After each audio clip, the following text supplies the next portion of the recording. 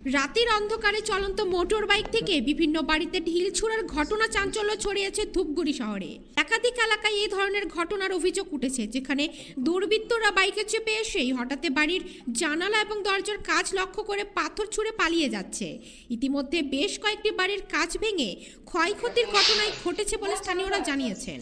আচমকা এই ধরনের হামলায় আতঙ্কিত হয়ে পড়েছে শহরের বাসিন্দারা। ঘটনার পর পুলিশ প্রশাসন নড়ে চড়ে বসেছে। অভিযোগ পাওয়ার পর তদন্তে নেমেছে জলপাইগুড়ি জেলার অতিরিক্ত পুলিশ সুপার। তিনি জানান, ঘটনাগুলিকে গুরুত্ব সহকারে দেখা হচ্ছে এবং দোষীদের চিহ্নিত করতে জোরদার তদন্ত চলছে।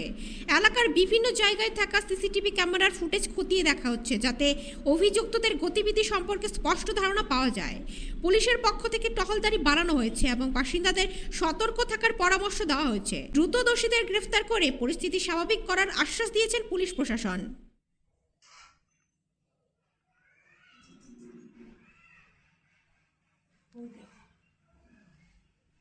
বেশ কিছুদিন ধরেই ধূপগুড়ির বিভিন্ন ওয়ার্ডে একটা নতুন সমস্যা তৈরি হচ্ছে। সেটা হচ্ছে মোটরসাইকেলে করে আসছে বিভিন্ন বাড়িতে, যাদের বাড়ির সামনেটা কাঁচের একটা ওয়াল আছে, সেই কাঁচে ঢিল মেরে কাঁচ ভেঙে দেওয়া হচ্ছে এবং সেটা হচ্ছে গভীর রাতে, রাত 1:30 থেকে 3টা এর মধ্যে।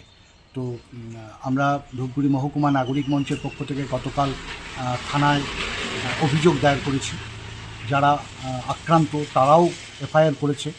এবার গতকালের পরে আমরা দেখলাম আজকে এসডিও, এসডিপিও, অ্যাডিশনাল এসপি, আইসি এরা এসেছিলেন এবং বিভিন্ন বাড়ি, যারা আক্রান্ত পরিবার, তাদের বাড়ি ভিজিট করে গেছেন, দেখে গেছেন।